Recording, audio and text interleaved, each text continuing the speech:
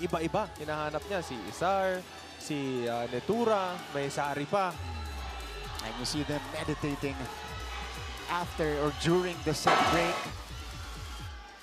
Alam mo, Refocusing. nakakatulong eh. Nakakatulong. I think nakakatulong talaga yung meditation na ginagawa nila. Hindi lang yan dito, pati sa pros nakikita na natin din ngayon yan, to settle down the nerves and to, to get your mind right, to remember yung mga instructions na naibigay sa inyo, kung ano yung mga game plan na naibigay sa inyo, to reset the mind and to make sure na your focus is still there. Especially in volleyball, it's such a mental game.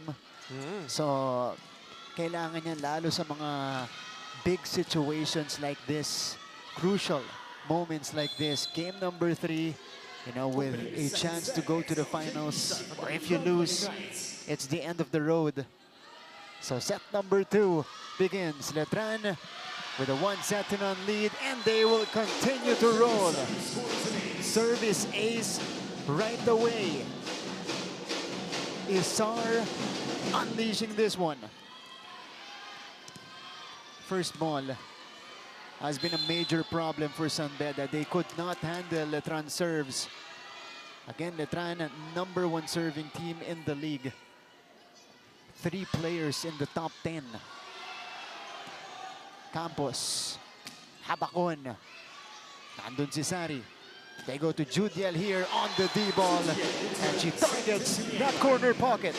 And speaking of yung first ball nitong San Beda, na nagsa-struggle sila, that is the complete opposite naman of Letran. If you've been watching itong game natin, sa set number 1, most of the first ball na nakuha, si Sari ang kumukuha. Yeah. Oo, and siya yung nag-aangat ng bola na ibibigay niya ng napakaganda doon sa setter natin si Estrelier para makapag-set up ng magagandang play para sa mga teammates niya. Yeah. That was an out-of-system play, but Angel still was able to score. Ito naman para sa San Beda. They're heavily relying on Angel Habacon's talents to convert these out-of-system plays into points.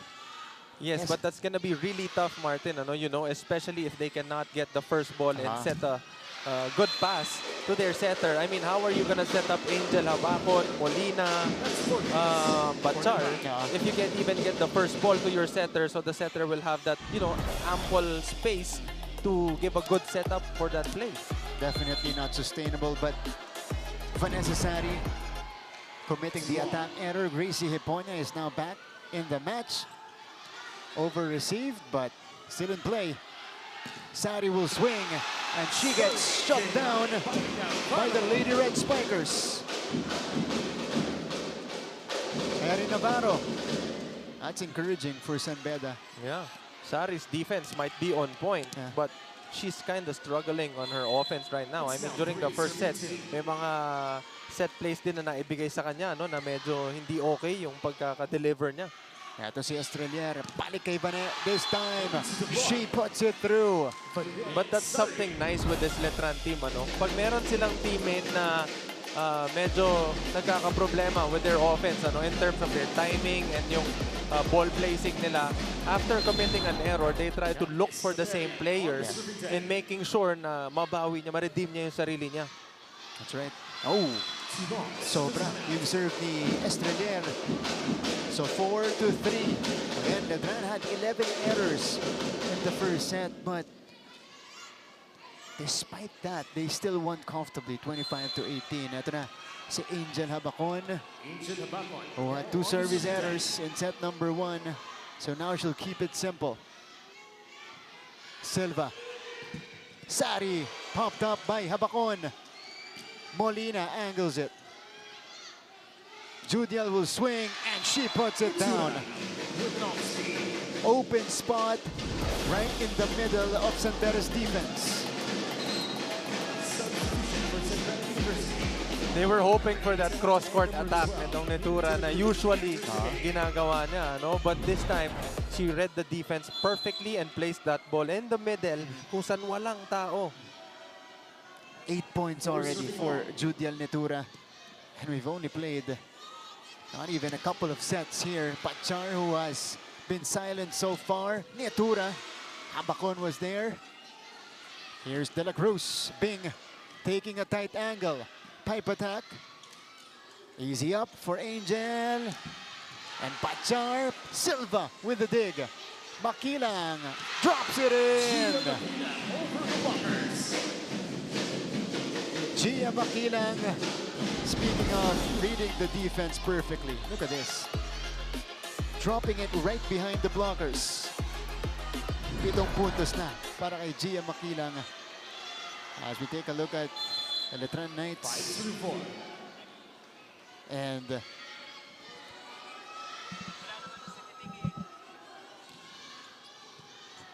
5-4. Pachar.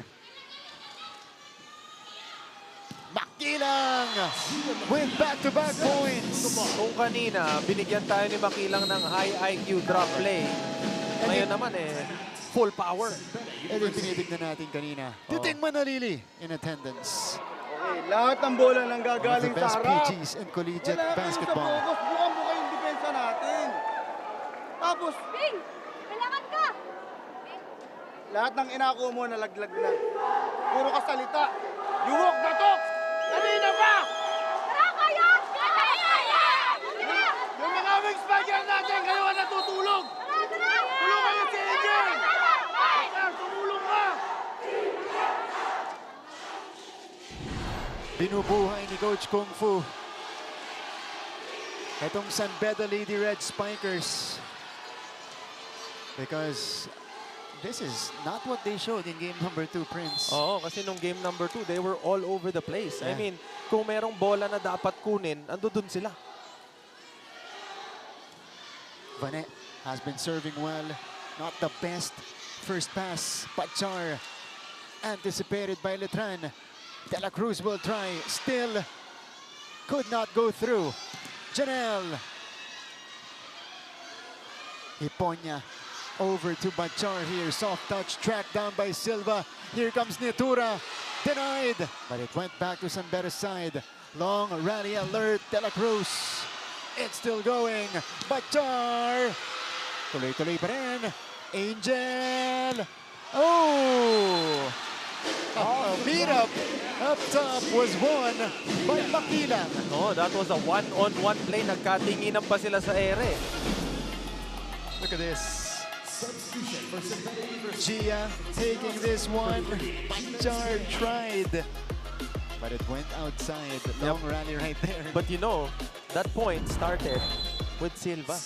I am loving how Silva is playing defense right now. I mean, kung pwede ko lang sabihin na yung sahig ng court natin ngayon, malinis na. Nilinis niya. Oo, kasi ando dun siya sa lahat Lahat ng first ball kinukuha niya. Dive dito, dive dyan. She is our back-to-back best libero for big reasons. Laramie Silva just doing her thing. This is her final year with Letran. And she does not want to end her journey today. Here's Erin Navarro. That's the first ball. Over received. And Jermaine Joniega takes care of business up top. Si Prince yun Binate.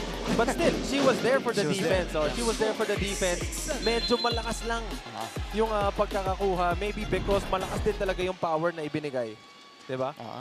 Erin Navarro loading up the serve. Oh, ace this time. Scored by Erin Navarro.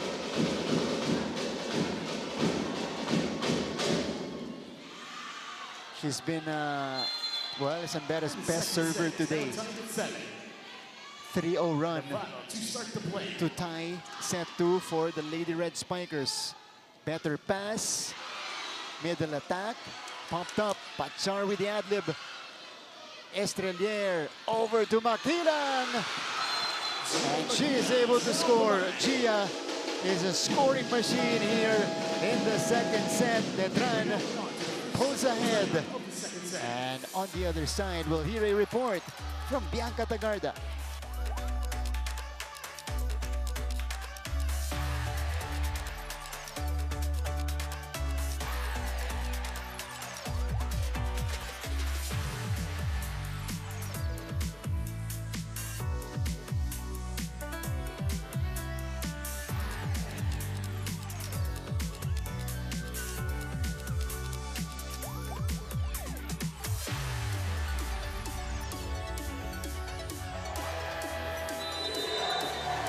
Mga kapuso, it's do or die here at the San Andres Sports Complex for the NCAA Season 1-1 Women's Volleyball Semifinals. On the side of the Lady Red Spikers, Coach Kung Fu tells me na yung mga past losses nila all throughout the season, including yung quarterfinals matches nila, made them who they are today. And I quote, hindi kami natatalo, kami ay natututo. That's how Coach Kung Fu sees losses as motivations. Pero sa laro na ito, it's not motivation that Coach Kung Fu feels, but frustration dahil sa kakulangan ng court awareness ng mga players na patuloy niyang pinopoint out. And I quote, hindi normal ang laro nyo, tandaan nyo, 0-0 ito at hindi maganda ang galaw nyo.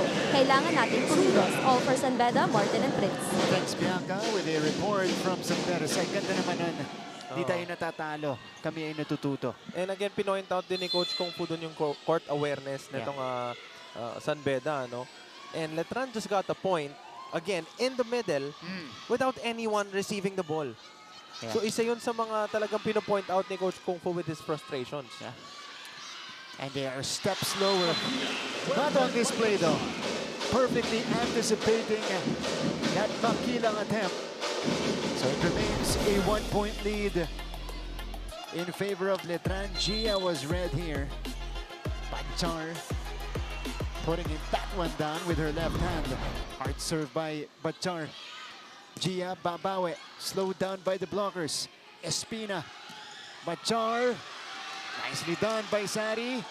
And siya rin magtatawid. Espina to De La Cruz. She scores. Pow, pow, pow, pow! De La Cruz!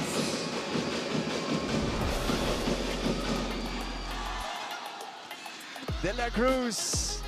An encouraging point for her. Remember. Medyo mataas yung energy ko dun eh. Ano yun? Dahil kanina pa siya sumusubok. Isor with the answer. Sinagot agad ng ano, na Letran. Sabi, nakaisa na kayo, isar din kami.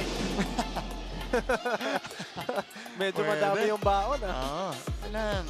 Konti-konti. Oo, pa isa-isa lang. Isa. Yan. But I'm loving how Letran and San Beda is playing this set number 2, ano? Yeah. Palitan ng score pero kahit pa paano maganda yung mga nagiging rallies natin. Estrelier. Running attack this time was red. Estrelier over to Makilang. Huy! Kinuha ni Bachar. Looked like it was too strong. But it went straight to Janelle Bachar. So, Gia Makilang now with 11 points in the match. Again, what a return to the starting lineup for Gia Makilang. That's 3 straight. That's 3 straight errors from Nentura. Galing dito sa service line. 11-10 po yung score natin. Oo, pero kung 100 nga, inaabot tayo ng mga 7 sets nun. Dami. Oo. 7 p.m. din. Estrelier to Gia. Bachar was behind. Oh, what a play! Gina Espina brings it to the right spot. Oh, Estrelier is down. Slow to get up here. As we see this smart play by Gina Espina. Sending that one to zone 1. Oh, meron ding ganung play kanina si Hiponia eh. Pero yung kay Hiponia, medyo close dito sa net yung pagkakahulog niya. 11 all. Exciting set 2. Isar on the slide. Bachar sends it over. Nat choosing Isar again. Dadalhin naman kay Makilang. Flores with coverage. Habakon down the line. Inamin agad na merong touch. Kasi parang medyo nasa labas yun eh. Only the 4th point for Angel Habakon. But this could get her going. Coach Kung Fu. Again, they have to activate. They have to activate itong si Habakon at saka si Bachar. No? Coach Kung Fu said kanina, tulungan nyo si Angel. Siya kumukuha ng lahat. Imagine your player na malaki yung nagiging contribution niya in terms dun sa chunk ng points ninyo, tapos siya rin yung dumidepensa. Nakakapagod yun, Marts. That's I right. mean, kailangan bigyan nyo rin siya ng space para makapag-set up or makapag-save ng konting lakas sa offense by helping her play defense. That's right. Angel has been their leader on the floor as well. Colendra and Tumaya are now in the ballgame for Letran. And instant offense provided by Michelle Colendra, just like how she did in game number 2 where she scored 11 off that Letran bench. Yes, and 5 straight points as soon as she entered the game. Yeah. She was the one who kept Letran at bay with San Beda, especially in the closing moments of set 3 and 4. Pegado para kay Vanessa Sari. And the Lady Knights pulls ahead once again. This is coming off a stellar serve from Gia Makilang. Question mark, sorry. Kung inangat ba ni Yun nung na. setter ng San Beda yung kamay niya dun sa bola, nung inabot ni Sari, makakonsider ba yun na reaching beyond ulit? Might be, yeah. Kasi parang medyo nandito pa sa side nila yun eh. Pero dahil she chose na not to challenge, nakuha ngayon ni Bane itong push off ng bola. Di ba kanina, kung maalala mo, si Hiponia naman, trinay niyang kunin. Pwede niyang sabayan oo, yun. Pwede niyang sabayan, Pwede di ba? niyang Kasi baka ma-challenge itong si Bane na dukutin pa. Yeah. Abakon. Ito na si Bane. Tinyega with a pop-up. Uy! Kabanggaan. Si Espino at saka si Navarro. And you see the frustration in the face of Coach Kung Fu. Because they cannot get over the hump every time they get some momentum. Nagkakaroon ng miscommunication o di kaya naman mga error on their side. Espina. Read by Isar on the pop-up. Colendra. Wisely. Working it through the hands. But it's going to be Sandera's point. Oh! So I think there was a net touch. Angel saved by the ref. But again, sabi nga nila, di ba, yung masisipag, malapit sa swerte. Di ba? Good serve. Rejection by Navarro. Eto na si Sari. Kinargahan niya yun. Colendra sends it through. Angel will rise. And Angel will score. Nakita mo yung hinga ni Angel after niya pumalo. That's the sigh of relief. Yeah. 5 points in the match for Habakon. But she is cooking here in set 2. 15-14. Espina too strong on the serve. See, that's been the theme for San Beda so far. Could not compound on the points they're putting in. Oh, they can't seem to figure out how to get a reasonable run. Yeah. Kasi whenever they try to get a point or 2 points na back-to-back, they always end up creating a mistake or a miscommunication of some sorts na makakapagbigay na or makakapag-stop ng momentum na meron sila. That's right. Oof, Silva diving for it. Here's Vanet. Push. Here's the Habakon hit. Estrelier. Judel. Fresh from the bench. Producing right away. And Letran takes over the lead. It's been a seesaw battle here in set number 2. Back in a few.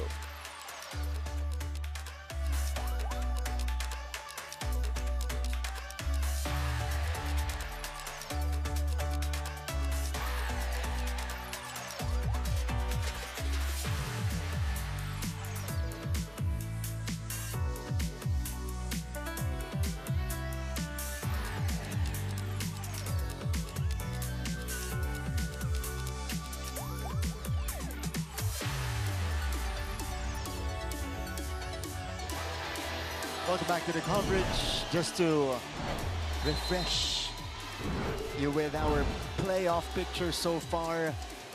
One of these teams will advance to the finals to face our 4P champions, the Benilde Lady Blazers, who have already advanced after beating Perpetual in straight sets in their Game 2 series. So, Game 2 of their series. You see the Sea of Red, and there's also fans in dark blue. Ayan po, nanonood dito sa San Andres Sports Complex, a rivalry matchup. And we are in game number 3, so that's kind of the best situation to be in if you are a fan of collegiate sports. Padilla with a rejection.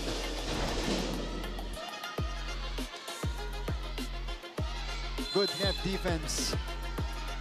Palang Padilla denying Bachar. Oh, look at how happy itong Letran whenever they get the point. Yan yung yung energy na nag-lift sa kanila eh. Yeah.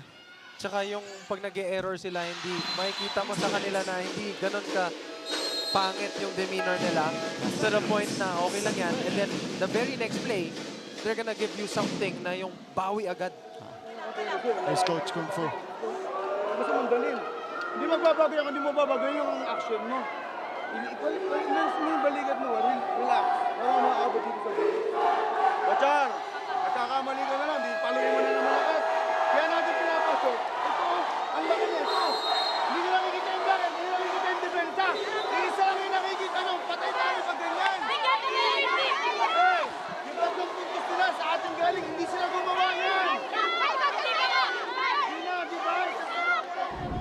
Puntos nila sa atin galing. Hindi sila gumawa niya. 4-0 mensahe ni Coach Kung Fu. Yeah, 4-zip for Letran. And it's starting with San Bede's first ball and Letran serves. Eto, this is a better pass off the combination. It's an attack error.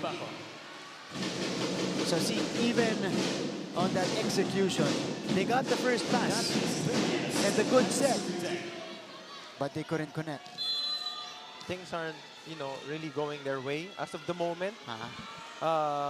Again, they have to take care of the little things before umabot dun sa point na maging okay ulit yung kanilang itatakbo, ano? Yeah. That time they were denied. Oh, counter rejection from Janet Bachar.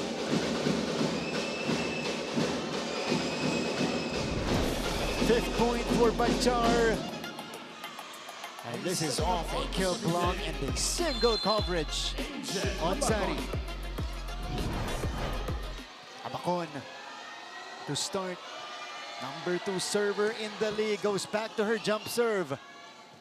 Padilla with a push from behind. And that's inside for Palang.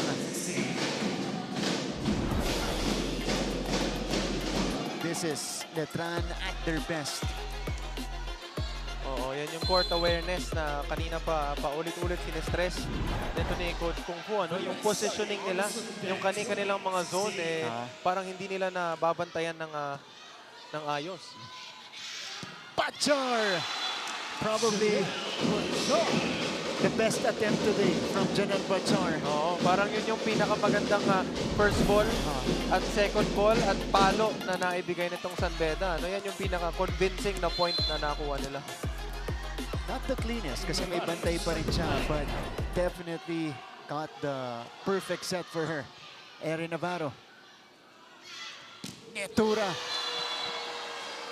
Off the block for Judiel Netura, who already has 11 points in the ballgame. Judiel is on a mission. Pinadaan dun sa blocker na nakakover sa down the line. Padilla to serve. Back set, tulak mula kay Bachar. Easy read for Makilang. Here's Abacon. Out of system. Goes low. They haven't been the best with those plays today. As we see, Same, the next in line for Letran. Same storyline, Same storyline from set number 1 to set number 2. San Beda and Letran going at it for maybe half of the entire set. And then San Beda committing errors. Back-to-back errors na giving Letran yung point na kailangan nila para makapag-start ng kanilang run. And isa rin yan sa binanggit nito ni Coach Kung Fu kanina, Mark, sabi niya, it's not Letran getting the points, it's us giving them those points. And this is a massive lead opened up here by Letran. Palang Padilla, league's #5 server, scoring an ace earlier, answered with a Bachar point. Kanina po, dikito. Letran unleashing a significant run. Now they're still ahead by 5. Estrelier, Bakilang. Track down here, De La Cruz. Estrelier to Jade Isar. Set point for the Letran Lady Knights. And they are feeling it. Estrelier feeding itong middle ng Letran, If I'm not mistaken, out of dun sa from 16 to 24, either 3 or 4 points na kuha nila galing dun sa gitna. Yeah. Bing De La Cruz. That one bounced off the net. Itura got to it. Pero tumalbog na papalabas. 19 to 24. Now the rookie Bing De La Cruz will start. Bing De La Cruz to serve. Simbala moves on to set number 2. Nat Bakilang ends set number 2. A rocking start for the Letran Lady Knights. Gia Bakilang delivering the goods. Already double figures. 12 puntos para kay Gia Makilang. And Letran now with a commanding 2-0 lead.